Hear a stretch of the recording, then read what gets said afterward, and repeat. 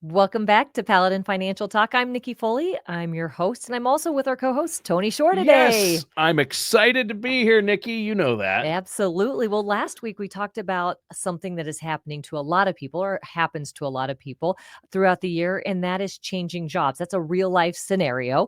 And the big question of what do you do with an old 401k? And today we're going to continue our conversations on real life scenarios. But Okay. today we're flipping the switch and we're looking at the having kids, whether that is kids being born or, some of the things will impact grandparents as well. Sure. There's even things which you don't really maybe think about it, but elderly parents Yeah. sometimes fall under the same benefits of dependents and kids. And so we'll talk about this because right now there's lots of kids and lots of aging people. And so we'll go through this real life scenario. Yeah, I've got both. I'm in that sandwich You are the generation. sandwich. Sarah and I, we have aging parents that are in assisted living and long-term care.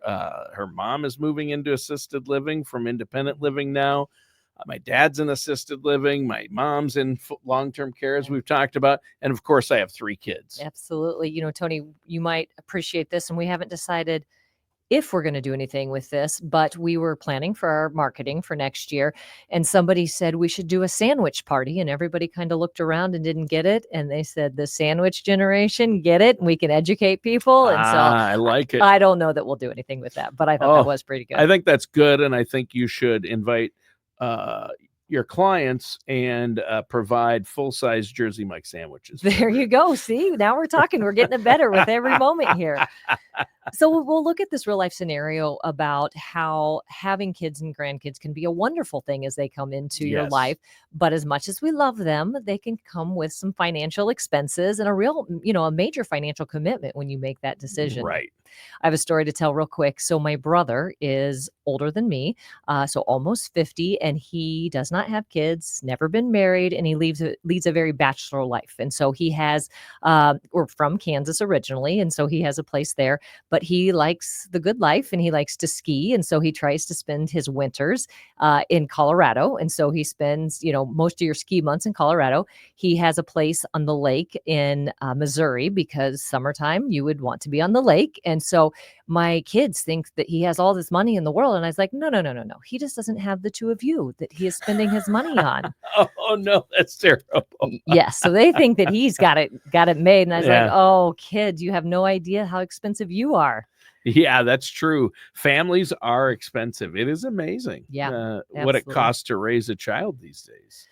So today I am going to go through the 5 things you can do to financially maximize having a kid or having kids. So if that sounds all right, we're going to do 5 things. So let's go through a quick checklist here, Tony, if that sounds good. So again, 5 things you can do to financially maximize having kids. So 1, establishing health insurance, and we're going to give some details on each one of these. Taking advantage of tax benefits. Start saving early. We have a lot of details that we could give you on that. Save early, save often. There you go. Establishing some estate planning, and then just being smart. So let's dive in. And these are our 5 topics. And we're not going to go too deep into it because we could probably do a show on each one of these. But we'll go through the highlights today, if that sounds good. So our goal today is to give our listeners some strategies that they can use to manage their costs and set their family up for financial success, right? You got it, Tony. All right. Let's start with health insurance. Okay, that's a biggie. Yeah, especially this time of year. We're in a part called open enrollment as people are signing up oftentimes for your 2025 health insurance plans. Yep. But there's another thing that happens is when you have a kid, you are eligible for something called a special enrollment period. Okay. And when you have a kid, you are in mass chaos. You're not necessarily getting a lot of sleep, and signing your kid up for health insurance, your newborn, may not be the thing that's on the top of your mind. And so this is your reminder right here is sign your kid up as soon as they are born for health insurance. I have been in a scenario with a couple that they forgot to do that. And there is typically a window with a special enrollment period, and it is oftentimes dictated by your employer's health insurance plan. And so starting with your HR person, if you're being covered by group health insurance, and find out what that window is. Yeah. Typically, it's going to range from 30 to 60 days. In the event that you potentially miss that, or you're being covered by the exchange or your state exchange, Right. they also have a deadline. And so I think for Minnesota, it's 60 days. And so just knowing what your windows are and to work within that is an important detail to know as I you would come assume. into having a kid. Yeah. So health insurance, you want to make sure you're on top of that right away from the beginning, the way it Exactly. sounds. Yeah. Yeah. And I would recommend getting your information gathered before you have that kid, because oftentimes you're not focused on some of these details as soon as you have the kid. And so if you don't meet those dates, just a key thing to know is you would have to wait until open enrollment season, which is happening right now. So it could be, almost a full year if you don't meet those deadlines without health insurance. All right. Moving on to the next one, taxes is the next one. So taking advantage of the tax benefits. And I think that really falls into three key areas. And so back to the health insurance and some of the dependent care. So something known as a flexible spending account. We're going to talk about that in detail. Tax credits. And then if you're opening savings accounts, there's some tax benefits that can go along with those as well. So as the starting point, flexible spending account. Tony, did you and your wife ever take advantage of those type of accounts? We do still. Still. We did it for child daycare. Yeah. We used flex accounts, so we didn't have to pay taxes on the money we used for daycare, which is huge because it's expensive, preschool and daycare. Yeah, this is a type of an account oftentimes people are not even familiar with until they have that first kid. Right. And hopefully you have a really good HR person that's looking out for you, that they say, hold on, you're getting ready to have a kid. Let's make sure you get signed up, or at least have the knowledge to know if you want to sign up for a flexible savings account. So at a high level, you are looking at pre-tax dollars. There's two different types of flexible spending accounts. One that goes along with your health care, the other one that goes along with your like your child care. And so that's the one that you were referencing there, Tony. Yep. And we've done both. We have the health, that we don't need the child care one anymore. Our kids are grown, but we do utilize it every year. We put money in there to pay our extra health care costs. Yeah. And depending on where your salary is, that is dictating what type of savings you're getting. So where do you fall with your tax brackets? But you're basically taking all your pre-tax dollars and using them towards dependent care or health care. And so it can be a tremendous savings along the way. There are some details that go along with it, like what's eligible. So childcare, and this is where elder care that we started our conversation, elder care can actually count towards your dependent care flexible account. And that is something that I don't know that people may know that. Now, I don't know that. Yeah, certain caveats that go along with that. Sure. But that's where you want to work with a financial professional or somebody that really understands this, or your HR professional, to make sure that you know what you might be eligible for. Again, tapping out at age 13. And so there's a lot of different moving parts that go along with this, but tap into your HR resource right within your employers, if that's still applicable, or certainly a financial professional if you're working with one. Yeah. If you're working with Paladin, or even if you're not, call Paladin. Yeah, absolutely. To talk to them about it, because there are a lot of strategies and options. And if you are back to that elder care, it also could be somebody that is a child or a spouse that is mentally or physically not capable of self-care, and you are claiming them as a dependent. So it doesn't always mean just childcare. And I think that's important to point out. So you do your research on that. Yeah, that's huge. I did not know that. Yeah. So a child tax credits are also available. And those are things I think that most of the time when people are thinking about kids, you're like, okay, at least I get that tax credit. And so it for 2024, and I believe it's the same for 2025, it's $2,000 per dependent. And so that's a nice number to know that you can at least look forward to that on your taxes.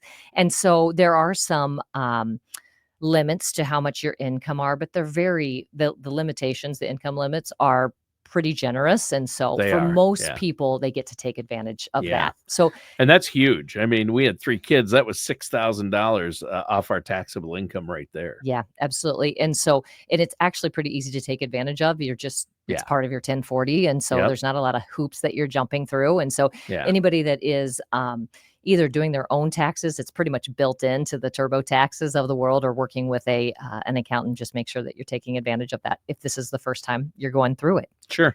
And so there is some limitations on that, but 17 years old. And so just making sure you dot your I's, cross your T's on knowing what might might fit into that category. Yeah, we were bummed as each one dropped off. Yes, and you still had expenses going on? Yeah. Yep. Uh, You kind of have that Well, that age should be gap. to 26. That's right. We just need to line all those up about 26. Yeah. And then investment accounts, making sure that you understand if some of the accounts out there are eligible for tax benefits. So examples of like college savings accounts, it doesn't necessarily mean you're getting a tax benefit as you're putting money into it from like a federal tax perspective, but as you take money out of it, it's growing tax deferred. And if you're using it for qualified expenses, you're getting tax savings. And so if some of this is new to you or having kids is new and you're going through this for the first time, make sure you do your research and understand what you might be eligible for and what might be the best path to go down from an investment account standpoint. Yeah, Nikki, that's huge. I mean, believe me, we took advantage of 529s. We took advantage of flex spending accounts. All of these things you've mentioned so far. You almost have a blind spot until you have that first kid, and you just hope that there's somebody in your life that turns you on to some of the things that you're eligible Right. for. And I remember very clearly, I was in the HR world, but my radar was not on the childcare side of things. And I was working with another HR professional, and she's like, "You're getting ready to have your first kid. Are you doing this, this, and this?" And I still remember that conversation to this day because I was like, "Oh, I just, you just don't know until you're ready." Right. You don't know what you don't know. And I think it goes along with having kids in general, especially when you have your first. A lot of people are like, "Oh, we can't have kids yet. We don't know what we're doing. We're Yeah. not ready for a child." But no one knows what they're doing when they have their first kid. That's right. You just hope you have the right people in your world you just around gotta, you. You gotta do it. And the old saying, it takes a village. You have to have family and community to help. But there's going to be a million things you don't know, but you figure it out pretty quick. That's right. Exactly. You have to. I think about social media, and so often the things you see on social media are, the rooms that you're going to decorate and all the different things with kids and what you're going to name your kids. We'll start looking up a few things so that the algorithm gets 529s and other things like that popping up in front of you. Sure. So estate planning, I think that's another key piece. And I know that this is an area that oftentimes people avoid. They don't like to talk about death. You start getting kids in the mix of that, and they just shut down oftentimes. And so I would encourage, as a very basic minimal thing that you do, is change your beneficiaries once your child is born, is at least know who your beneficiaries are and make changes if you need to on that. Or that's a good time as the checks and balances, making sure you had what you thought you had on them. But adding life insurance is another piece of that, and potentially creating or updating wills and trusts. So those all wrapped together is do a really nice checks and balances on what you have set up currently and what you might want to add along the way. Again, working with either an estate planning person or a financial advisor is a really good place to start with all of that. Well, it always is. Anything that relates to taxes, finances, make sure you're working with a financial professional. Yeah, and that leads to the next one. We're on point number 4 here, and that is financial accounts. We could do an entire show on just the financial accounts and how to take advantage of those from, looking at it from the lens of being a parent and having children. And so it goes back to, some of the most common things that you might hear are an UTMA or an UGMA account, Coverdell, 529. Those are probably the 3 to 4 there that you would want to make sure you understand the terminology and some of the pros and cons. Things that you want to look at in each one of the categories or each product that we're talking about is, one is our income limits from a parent perspective, that you can't make over a certain amount. Right. And what are you qualified for, or what might you be disqualified for? Then how much can you put into them is another piece of it. And then if you want to take money out, what does that look like from a tax perspective? And is our benefits? And so you can go down a lot of different paths on that. But I would say become very familiar again with UTMA and UGMA, Coverdale, and 529s to just start with as a few pieces. Yeah. My cousins, UTMA and UGMA, I remember them well. There you go. Some strange names there, but I love it. It is so important. And obviously you can get deep in the weeds with it, but you bring up a lot of great points, Nikki. It's really important. And I think just not to overlook either, just opening a simple savings account. And there's some things that you might not know and you'll learn along the way. And so starting with the basics, and hopefully everybody listening has a savings account and maybe has already done that for kids, but knowing that only one parent typically is on those, and you start to just, the more the more you try something, even if it's your first time that you're trying it, you learn so much about your Right. next You do. experience. Yeah. And now we're wrapping up with our fifth thing, and it's simply be smart. And that could go a lot of different ways, Tony. But when we're talking about the child side of things, it's an expensive endeavor, but childcare, knowing what some of your options are. If you think that you want to have your kid in a childcare facility, that can come with a very hefty price tag. And so knowing what that looks like compared to potentially a nanny sharing situation or an at-home daycare, be good at doing your research and do that about a year ahead of time, 9 months to a year ahead of time, because it Oh, really takes a long time to either be accepted or know and do your research. And so give yourself time on that. Secondhand clothing, discount stores, like getting your diapers at Costco versus going to maybe someplace else looking for coupons. I mean, that list is more of a very basic common yeah. sense. Now, common sense isn't common sense to everybody, but you can imagine all the things if you have to be a little bit savvy and just be smart along the way and do your research and not make last minute decisions or it gets expensive. Yeah, I know some people do the math and they say, well, childcare is so expensive. If one of us, it's almost to the point where one of us Yeah. can quit our job and stay home with the kids, Yeah. and it's almost a wash. But I think a lot of people don't factor in things like benefits at work, who the money they're not going to be saving for retirement if they're not both putting Yeah. into those accounts, and the like you said, the flex spending account that they could each get. Yeah. Yeah. Absolutely. And some of those topics go a lot into some of our women topics and conversations we have from that perspective as you come out of the workforce. It's not just impacting today. There's a lot of Oh, tail on that it can yeah. impact for the long term. Yeah, you wanna that's why you wanna work with a financial professional like yourself, to look at the big picture, right? Absolutely. I always say the most important piece of a puzzle, what is it?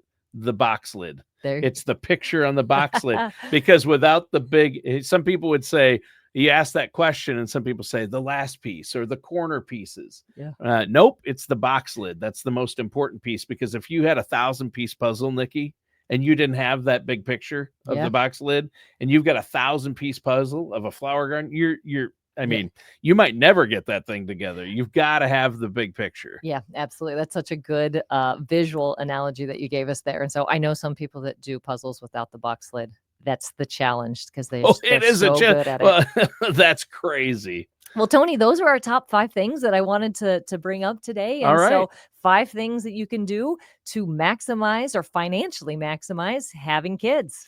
Wow. Well, great topic. I really enjoyed it. I needed this show about, I'm going to say 26 years ago would have been great for me. But great show, Nikki. Listeners and viewers, thanks for tuning in. That does it for today's episode of Paladin Financial Talk.